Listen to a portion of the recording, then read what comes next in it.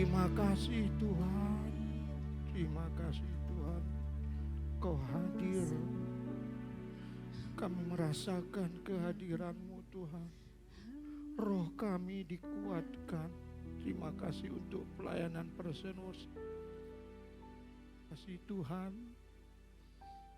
yang membawa kami masuk dalam pujian penyembahan untuk mengalami hadirat-Mu Tuhan. Terima kasih Tuhan. Terpujilah nama-Mu Tuhan. Ini waktunya kami mau mendengarkan kebenaran firman untuk menerima arahan dan bimbingan-Mu. Ini kami umat-Mu Tuhan, jamah setiap hati kami, sehingga Kau mendapatkan hati kami, hati yang lembut, hati yang mau mendengarkan kebenaran firman-Mu, karena kami rindu menjadi pelaku firman-Mu Tuhan. Terpujilah nama-Mu Tuhan. Urapi kami, urapi hamba-Mu ini Tuhan. Di dalam nama Yesus kita yang percaya sama-sama berkata amin. Silakan duduk saudaraku. Salam saudaraku. Ada sukacita, beri kemuliaan bagi Tuhan. Haleluya. Terpujilah Tuhan. Terima kasih untuk pelayanan Present Worship yang telah memimpin, membawa kita masuk dalam hadirat Tuhan. Kita percaya saudaraku, Tuhan bisa saja di awal kita masuk dalam ibadah, kita mengalami hadirat Tuhan. Bahkan saat kita menyalam asar pun kita bisa mengalami hadirat Tuhan. Saat kita duduk mendengar musik-musik yang disampaikan atau dinaikkan dalam pelayanan ini, kita pun mengalami hadirat Tuhan. Bahkan kita dibawa pelayanan Present Worship untuk memuji menyembah Tuhan. Dan itu adalah anugerah Tuhan di dalam hidup kita. Amin. Saya juga menyapa umat Tuhan yang saat ini juga menyaksikan atau ikut dalam ibadah online. Salam, Tuhan memberkati kita semua. Dan hari ini saudaraku, kita akan masuk dalam firman Tuhan, di mana kita tahu saudaraku, kita orang percaya pasti pernah mengalami satu pergumulan di dalam hidup kita. Bahkan sampai-sampai kita katakan pergumulan kita ini sangat berat. Sangat berat. Bahkan sampai-sampai kita bilang, kok lama ya pergumulan yang saya alami ini. Padahal kita adalah anak-anak Tuhan. Tapi hari ini kita bersyukur, dalam perenungan saya sangat bersyukur saya untuk kebenaran firman Tuhan yang akan kita dengar hari ini. Bagaimana Tuhan memimpin, mengarahkan kita dalam kita mengalami satu pergumulan.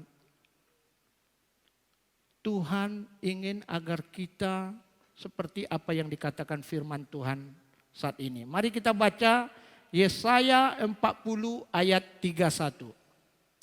Saudaraku yang kekasih di dalam nama Yesus, sebagai hamba Tuhan yang mau menyampaikan atau yang diberi anugerah kesempatan menyampaikan firman Tuhan di ibadah ini atau di tempat ini. Dalam perenungan saya percaya juga hamba-hamba Tuhan yang lain juga sangat merindukan sekali agar firman yang dibagikan itu diterima dengan baik. Kenapa saudaraku? Saat hamba Tuhan itu datang merenungkan, dia mengalami perjumpaan pada Tuhan itu. Ya ada yang mengalami perjumpaan saat dia membaca firman Tuhan. Di dalam perenungan itu kuasa Tuhan melingkupi saudaraku. Sehingga muncul satu hasrat hati agar benar-benar firman ini diterima oleh yang mendengarkannya. Jadi sebagai hamba Tuhan saya sangat rindu hal itu terjadi. Dan jangan lupa untuk kita terus meminta pertolongan Roh Kudus. Karena waktu saya menyampaikan itu terbatas. Masing-masing hamba Tuhan itu punya gaya dan karakter masing-masing. Tapi Tuhan pakai itu dalam maksud dan rencana Tuhan. Untuk itu kita tetap mengandalkan Roh Kudus saat firman ini disampaikan. Dan saya tetap percaya, katakan kepada saudaraku yang kekasih di dalam nama Tuhan Yesus, firman ini memang inilah waktunya untuk kita terima. Karena saya harus pastikan itu saudaraku. Bisa saja saya membaca firman renungan-renungan yang lain. Tapi untuk saat ini apa firman Tuhan? Itu harus saya pastikan di dalam Tuhan. Karena nanti bisa saja saya menyampaikan dengan bagus, perasaan saya bagus. Tapi di dalam perjalanan nanti saya pasti mendapat teguran dari Roh Kudus. Bukan itu yang aku inginkan kau sampaikan. Dan saya pun akhirnya kembali datang kepada Tuhan. Untuk itu saudaraku, saya punya semangat, keyakinan. Untuk saat ini inilah firman bagi kita umat Tuhan. Amin.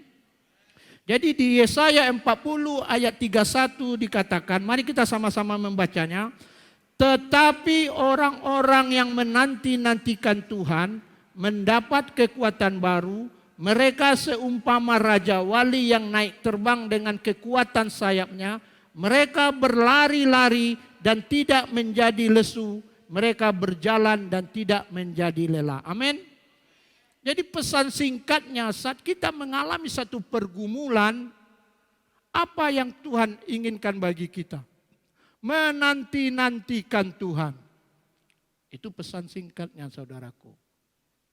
Kalau kita ingin tahu, Tuhan, aku mengalami pergumulan, apa yang harus kulakukan? Nanti-nantikanlah Tuhan. Saat ini bila saudaraku mengalami satu pergumulan, nanti-nantikanlah Tuhan. Mungkin saudara merasa tidak ada satu pergumulan. Tapi biarlah pesan ini untuk mempersiapkan kita. Saat kita nanti mengalami satu pergumulan, kita tidak tahu. Bisa saja pada saat kita keluar dari ibadah ini, ya. Tapi Tuhan sudah mempersiapkan kita. Tuhan itu baik, sangat baik di dalam hidup kita.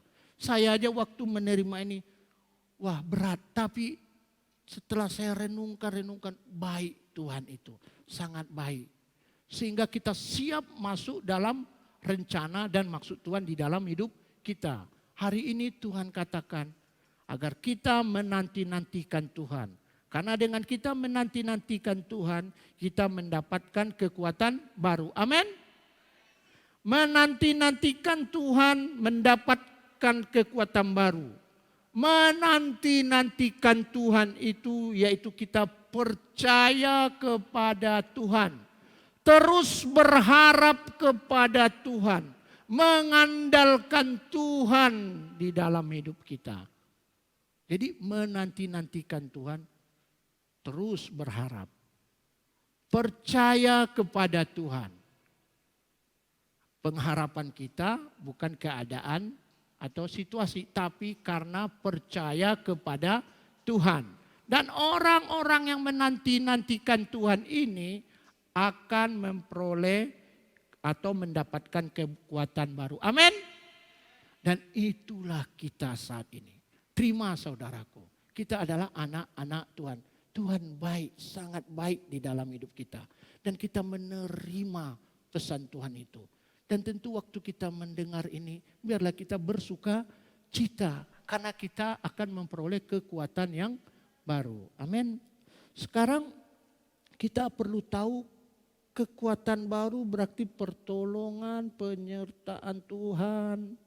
Bahkan tadi ada sampai pujian atau song leader mendoakan kita mengalami kesembuhan yang waktu itu kita sakit. Mulai kita dikuatkan dan mulai kita disembuhkan. Itu artinya kita memperoleh atau mendapatkan kekuatan yang baru. Jadi sekarang kita ingin lihat mengapa di dalam firman ini dikatakan seumpama raja wali yang naik terbang dengan kekuatan sayapnya. Saya mencoba datang kepada Tuhan dalam kesederhanaan saudaraku. Mungkin saya coba lihat di tempat-tempat lain untuk bisa memahami ini. Ada dikatakannya ciri yang utama dan terutama dari raja wali itu yaitu dia tidak takut badai. Wah, luar biasa ya. Dan raja wali ini malah menantikan datangnya badai. Semakin saya, wah berarti raja wali ini tidak takut badai. Bahkan dia menanti-nantikan badai. Kemana ya? Apakah kita menanti-nantikan masuk dalam pergumulan? Karena itu kita mau terus mendengar firman Tuhan ini sehingga kita benar-benar seperti apa yang Tuhan maksudkan dalam firman Tuhan ini. Jangan nanti kita ketakutan dalam badai, karena dikatakan di sini mereka seumpama raja wali yang naik terbang dengan kekuatan sayapnya. Dan waktu kita cari ciri utama dari raja wali, bahwa ternyata raja wali ini tidak takut badai, burung yang tidak takut badai. Bahkan burung raja wali malah menantikan datangnya badai. Kenapa? Dengan menggunakan badai itu, dia naik melambung tinggi. Dengan badai itu ternyata membuat dia naik melambung tinggi dengan apa saudaraku? Dengan mengembangkan sayapnya. Bukan mengapa, tapi hanya mengembangkan sayapnya. Maka dia akan melambung tinggi. Dan saya mungkin saudara pernah dengar hal ini dari hamba-hamba Tuhan yang lain tentang Raja Wali.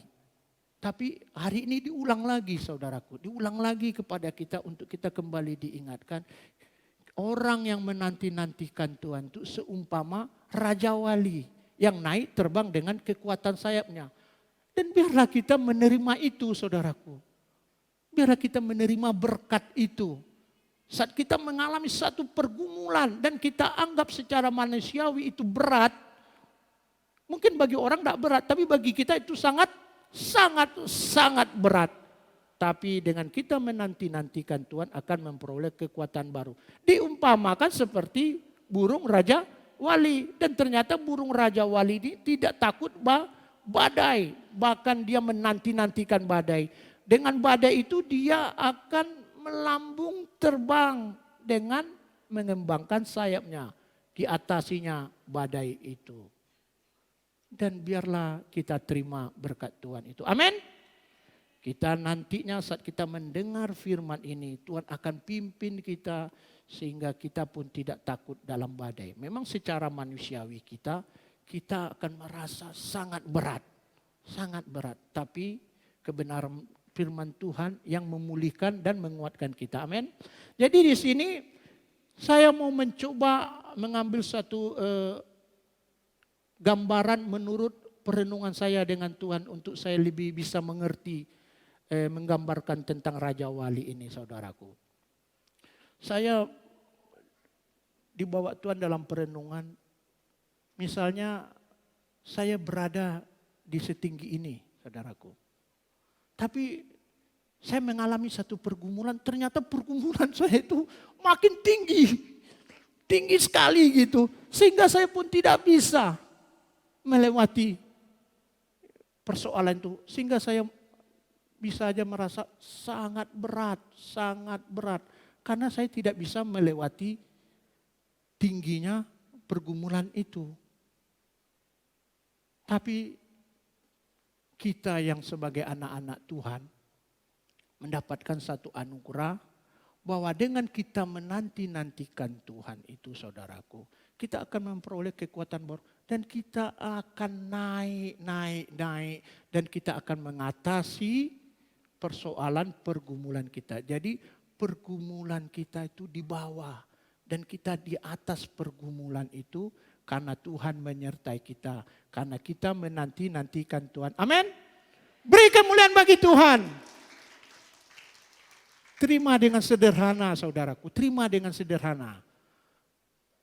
Dengan menanti-nantikan Tuhan, kita memang dalam keterbatasan kita menganggap masalah itu sangat tinggi.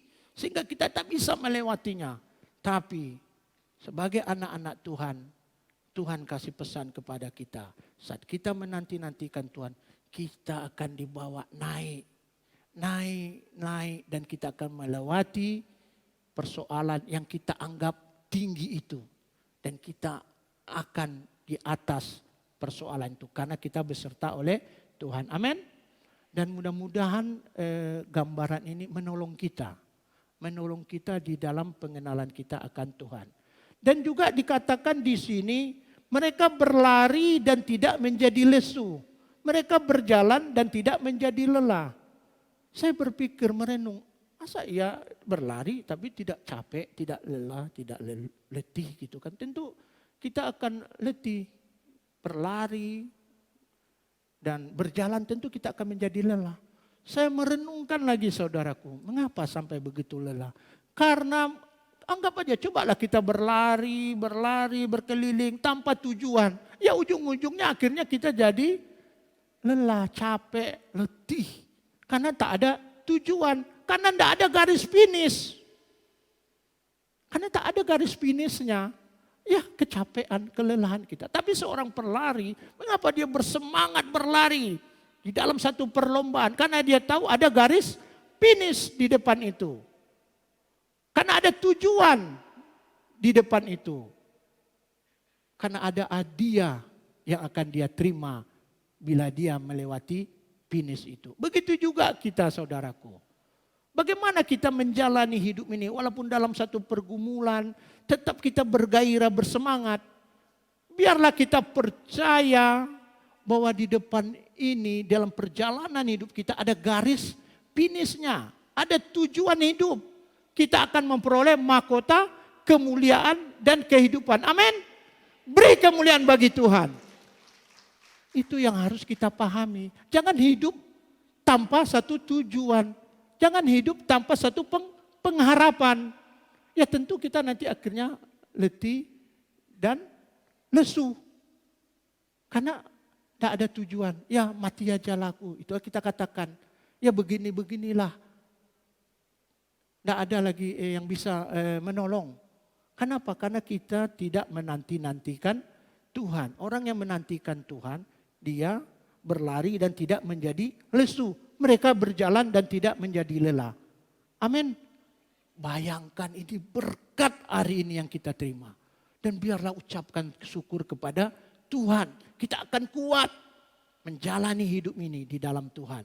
Kita diberi arahan, bimbingan. Mungkin saat ini kita merasa, aku tak ada masalah, aman-aman saja. Tapi pada saat terjadi pergumulan itu saudaraku, kita bisa-bisa lupa. Kita sebagai anak-anak Tuhan yang sudah diberkati oleh Tuhan, kekuatan Tuhan. Tapi hari ini Tuhan sangat baik bagi kita umat gerejanya. Karena selalu saya katakan kita adalah jemaat yang khusus di hati Tuhan. Artinya saudaraku, untuk kita masuk ke depan ini Tuhan sudah persiapkan. Dia kasih petunjuk kepada kita. Sehingga pada saat kita masuk di perjalanan hidup kita, kita mengerti mengapa ini terjadi di dalam hidupku. Kita paham. Bayangkan, tidakkah itu menjadi ucapan syukur kita? Kita siap pada saat kondisi itu. Memang secara manusia kita agak pertamanya terkejut. Wah, kok ini yang ku alami? Tapi kita teringat dan Roh Kudus ingatkan kita. Nantikanlah Tuhan. Dan sangat kuat suara itu kepada kita. Tentu itu membuatkan kita kekuatan yang baru. Amin. Karena bisa saja saudaraku kita tidak mendengar itu. Kenapa? Karena selama ini kita tidak membangun satu hubungan dengan Tuhan. Sehingga kita kebingungan. Kebingungan kita ada apa? Bagaimana? Padahal cukup kita mendengar nantikanlah Tuhan. Maka kita akan memperoleh kekuatan baru. Ini firman saudaraku. Ini firman. Firman yang tertulis. Wahyunya Tuhan. Ini adalah Allah itu sendiri. Ini bukan tulisan biasa. Karena itu kita suka mendengar firman Tuhan. Karena saat firman itu kita terima secara roh kita akan dikuatkan seperti tadi. Pada saat kita memuji. Secara fisik mungkin ya biasa. Tapi secara iman Tuhan. Saya aja tadi beriman Tuhan. Aku saat ini dalam hadirat-Mu. Aku saat ini dalam kemuliaan-Mu. Dan nikmati saudaraku. Memang secara tubuh fisik ya begini kita. Tapi dengan iman katakanlah Tuhan saat pujian dinaikkan. Penyembahan dinaikkan. Itu kan sedang membawa kita masuk dalam hadirat Tuhan. Bukan hanya senang-senang. Wah senang dengar lagu-lagunya. Senang. Enggak. Kita sedang masuk dalam hadirat Tuhan. Karena itu kita terus berdoa untuk pelayanan personalship. Selalu memimpin kita masuk dalam hadirat Tuhan. Karena itu bisa saja terjadi kita yang sakit disembuhkan. Kita yang berbeban berat mengalami jalan keluar dari Tuhan. Amin. Beri kemuliaan bagi Tuhan. Karena itu saudaraku, sukalah akan firman Tuhan. Karena itu adalah kekuatan bagi kita. Jadi di sini berkat yang Tuhan berikan hari ini kepada kita, kita adalah umat Tuhan yang selalu menanti-nantikan Tuhan dan kita akan mendapatkan kekuatan baru. Amin. Dan sekarang kita ingin tahu apa yang Tuhan mau ajarkan kepada kita, bagaimana sikap kita dalam menanti-nantikan Tuhan. Saat ini kita menanti-nantikan Tuhan. Mungkin kita saat ini dalam pergumulan. Dan kita katakan, baik, saya menanti-nantikan Tuhan. Saya percaya kepada Tuhan. Saya berharap kepada Tuhan. Baik, aku percaya. Tapi sekarang di dalam menanti-nantikan Tuhan itu, bagaimana sikap kita? Kita mau lihat teladan Ayub, saudaraku. Kita baca di Ayub 2 ayat 9 sampai 10. Apa yang dilakukan, apa sikap Ayub pada saat menanti-nantikan Tuhan? Maka berkatalah istrinya kepadanya, masih bertekunkah engkau dalam kesalehanmu? Kutukilah Allahmu dan matilah. Tetapi jawab Ayub kepadanya, engkau berbicara seperti perempuan gila. Apakah kita mau menerima yang baik dari Allah, tetapi tidak mau menerima yang buruk? Dalam semuanya itu Ayub tidak berbuat dosa dengan bibirnya. Jadi di sini Tuhan sedang ajarkan kita.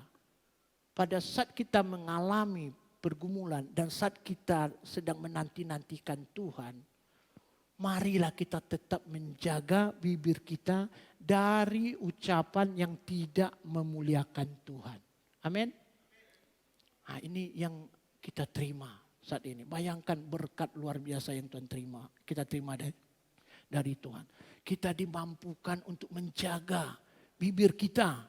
Sehingga kita tidak mengucapkan kata-kata yang tidak memuliakan Tuhan. Seperti istri Ayub. Malah disuruhnya suaminya. Kutukilah Tuhan. Salahkanlah Tuhan itu. Marahlah kepada Tuhan. Tapi Ayub tidak melakukan itu. Dalam kesemuanya itu Ayub tidak berbuat dosa dengan bibirnya. Dan ini berkat yang akan kita terima. Secara manusia, kedagingan kita, kadang kita heran gitu. Kok begitu lama? Atau kok bisa ini yang kualami? Saking bingungnya, tidak tahu siapa lagi yang disalahkan. Akhirnya kita salahkan Tuhan itu tidak adil di dalam hidup kita. Itu menunjukkan kita tidak mengenal Allah kita.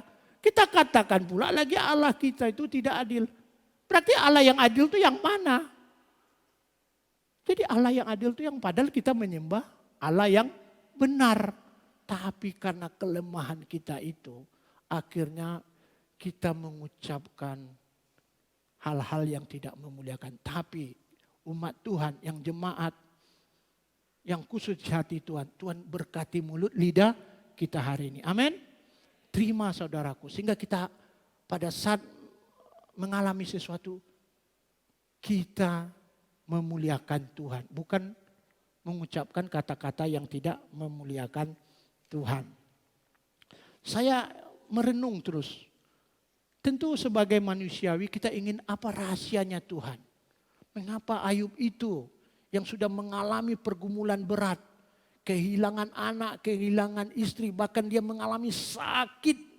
Sampai-sampai temannya tidak mengenal dia karena sakit kulit yang dia terima itu.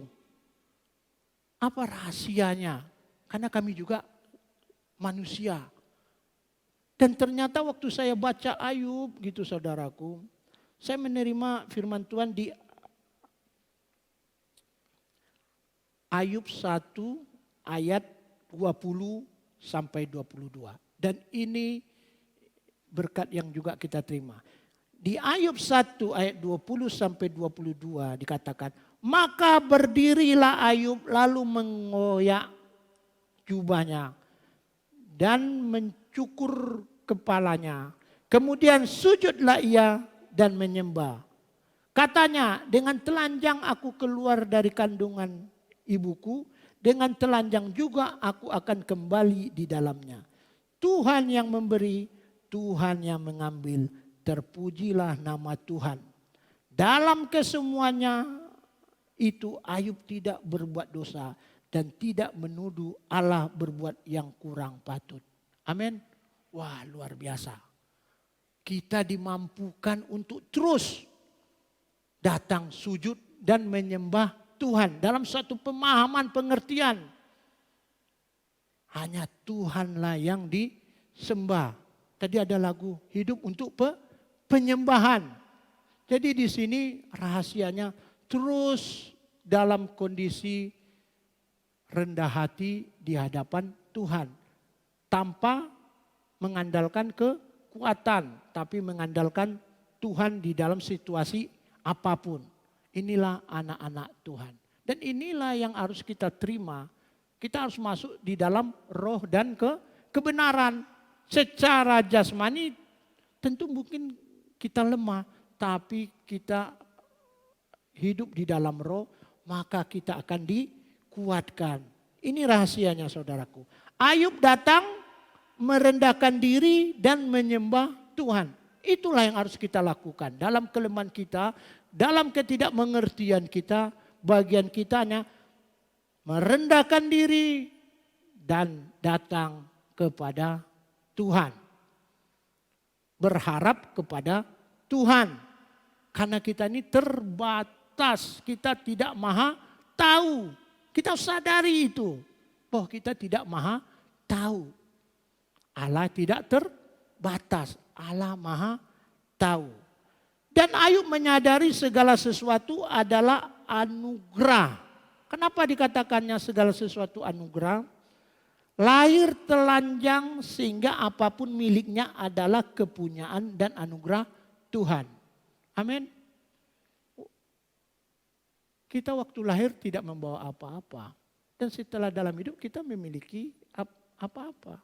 Berarti itu adalah anugerah dari Tuhan. Jadi saudaraku, ada kebenaran yang perlu kita pegang dalam menanti-nantikan Tuhan. Yaitu biarlah kita hidup karena kasih karunia Tuhan. Dan biarlah nanti ucapan ini keluar dari mulut kita pada saat kita mengalami pergumulan. Dan ingat, ucapan ini bukan ucapan biasa, tapi ucapan firman Tuhan yang sudah kita terima. Mari kita baca di 2 Korintus 12 ayat 9. Firman Tuhan berkata, tetapi jawab Tuhan kepadaku, cukuplah kasih karuniaku bagimu. Sebab justru dalam kelemahanlah kuasaku menjadi sempurna. Sebab itu terlebih suka aku bermegah atas kelemahanku. Supaya kuasa Kristus turun menaungi aku. Amin. Kita hanya katakan cukuplah kasih karunia Tuhan bagiku. Itu aja. Dan kita akan memperoleh kekuatan baru. Ini bukan kata-kata senang-senang. Tapi ini perkataan Tuhan, firman. Bagian kita pada saat itu hanya kata, cukuplah kasih karunia. Percayalah saudaraku, ini firman. Dan dia akan menguatkan kita. Amin. Beri kemuliaan bagi Tuhan. Jadi jangan gunakan kekuatan kita, kemampuan kita, pikiran kita. Tapi gunakan firman Tuhan. Apa yang sudah kita terima hari ini, kita terima firman Tuhan katakan, cukuplah kasih karuniaku bagimu. Dan itulah yang kita ucapkan. Sehingga iblis lari. Iblis tidak bisa menipu kita. Dan kepercayaan-kepercayaan salah itu menyingkir dari hidup kita. Yang membuat kita putus asa.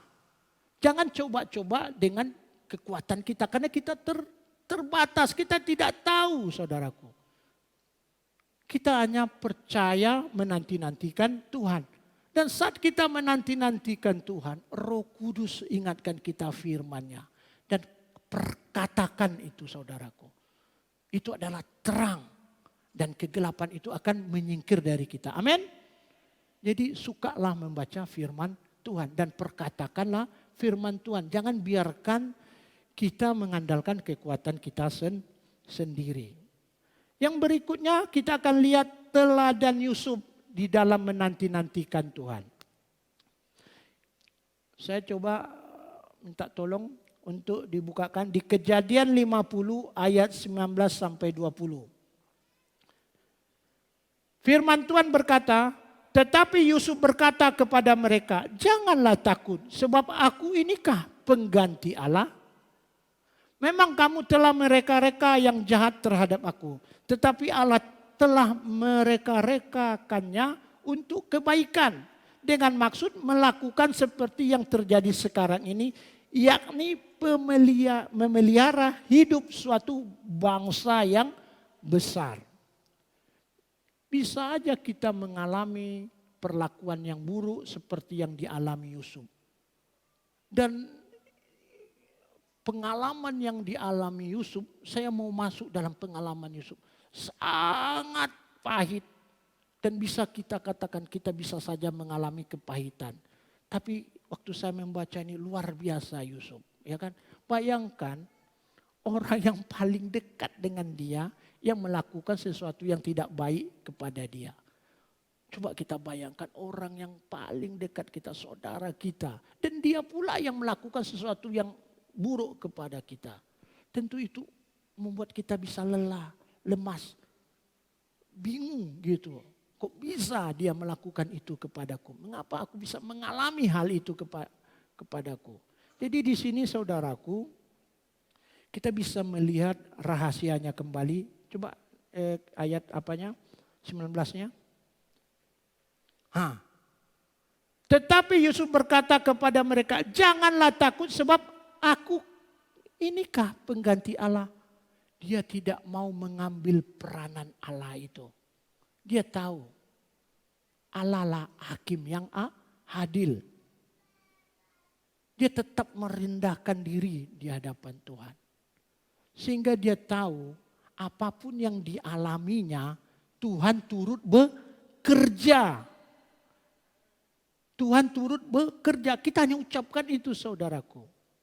Tuhan turut bekerja dan mendatangkan kebaikan bagi kita yang mengasihi Tuhan.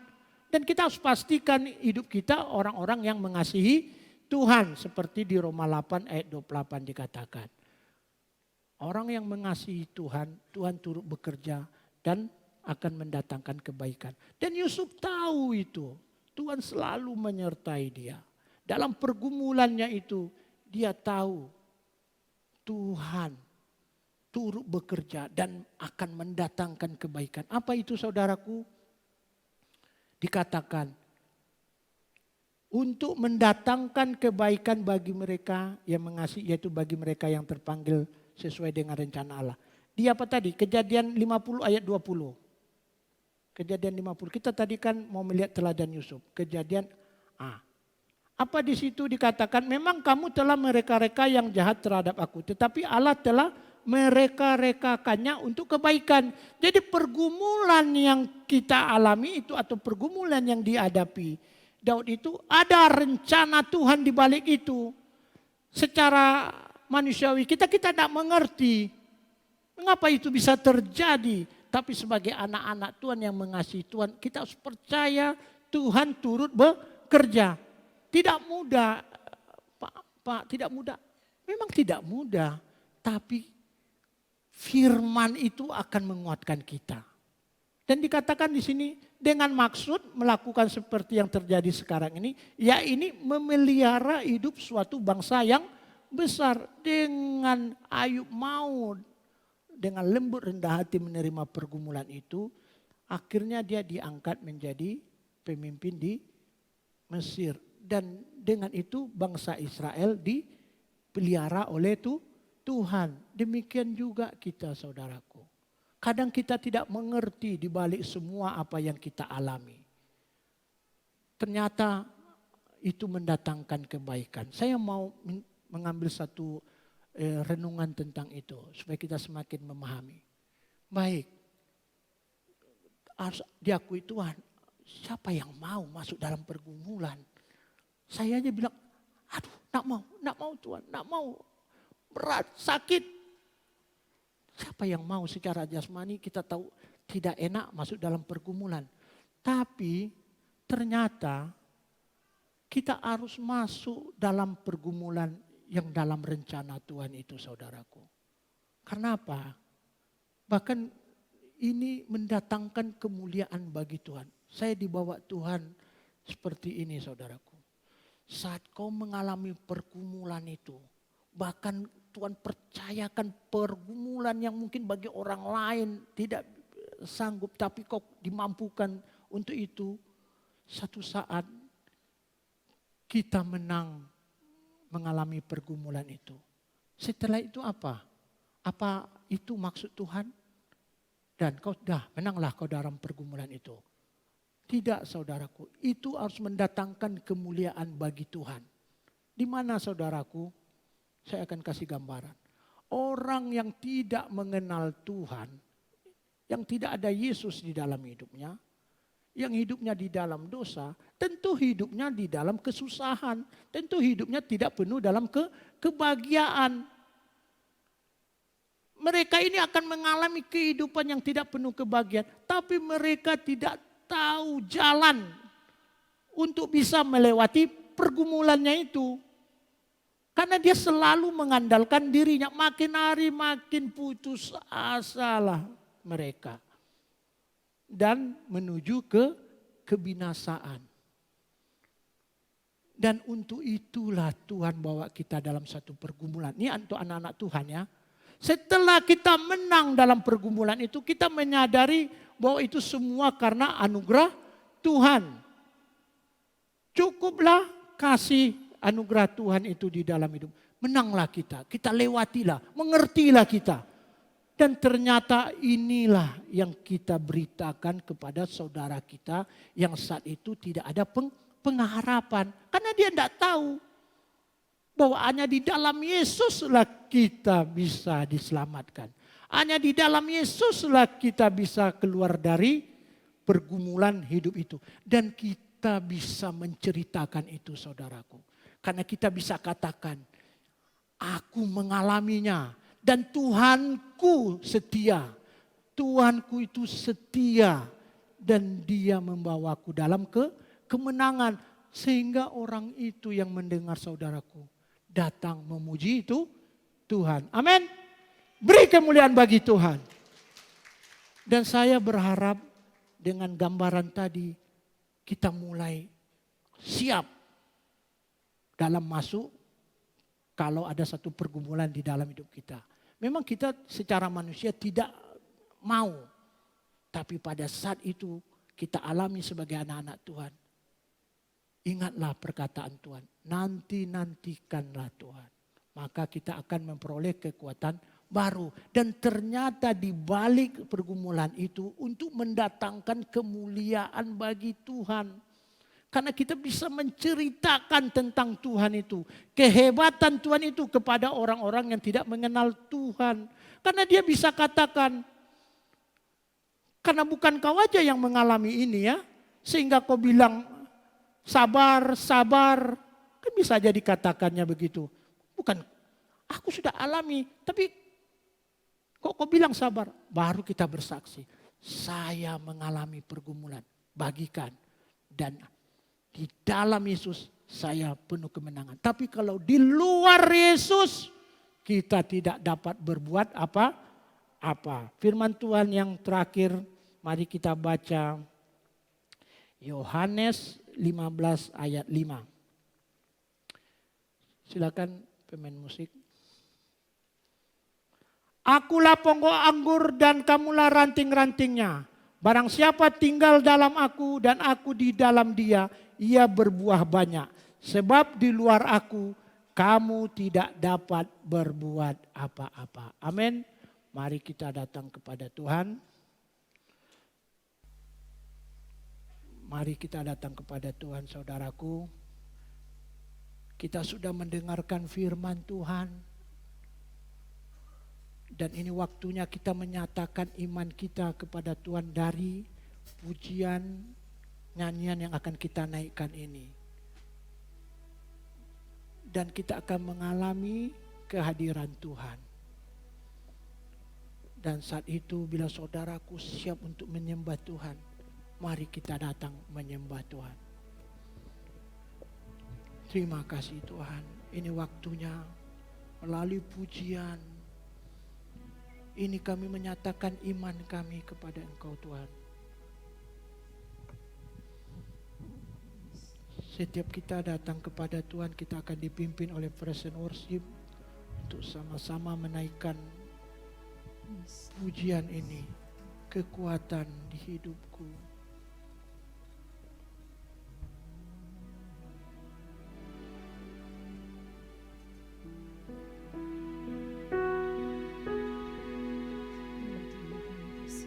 Mari umat Tuhan datang pada Tuhan, nyatakan iman kita kepada Tuhan. Kita akan mengalami kehadiran Tuhan dan kita akan datang menyembah Tuhan.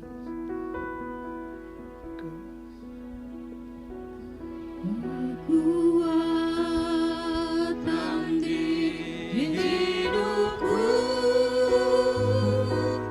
ku dapat dalam Yesus.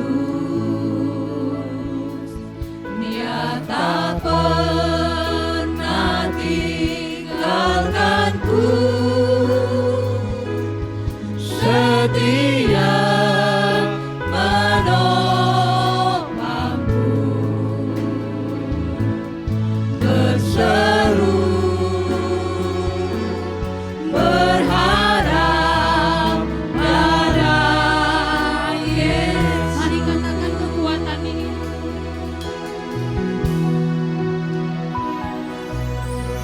Kekuatan di hidupku, ku dapat dalam Yesus. Dia tak pernah tinggalkanku, setia menopangku, berseru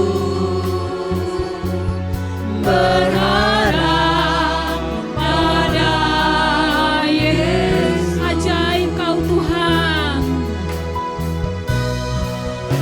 ajaib Kau Tuhan, penuh kuasa, sanggup pulihkan keadaanku, dalam tangan-Mu seluruh hidupku tak akan goyah selama.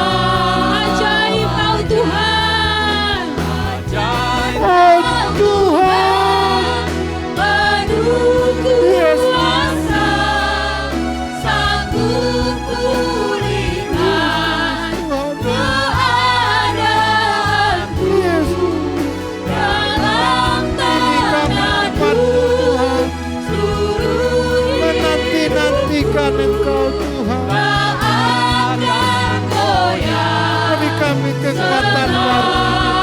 Ajaib Kau Tuhan, ajaib Kau Tuhan, penuh kuasa, sanggup pulihkan keadaanku, dalam tangan-Mu seluruh hidupku tak akan goyah.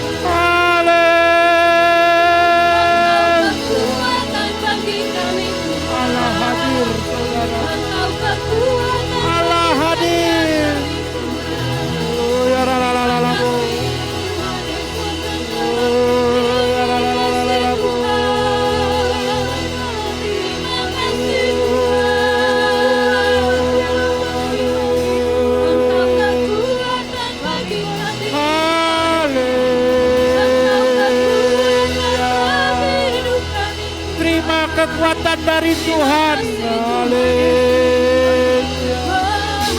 Rohmu dikuatkan di dalam nama Yesus. Kau seumpama Raja Wali yang naik terbang. Haleluya. Tak lelah, tak letih.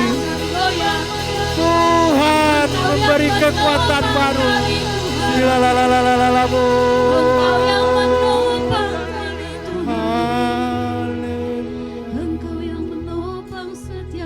Kami percaya Tuhan Kau hadir. Kami percaya roh kami dikuatkan. Kami percaya Tuhan. Kami percaya Tuhan. Kau kekuatan bagi jiwa Terima. Kau kekuatan Hidup kami hanya menyembah. Hidup kami hanya untuk kemuliaan. Tuhan, terima kasih Tuhan. Terima kasih untuk firman-Mu Tuhan. Terpujilah nama-Mu Tuhan.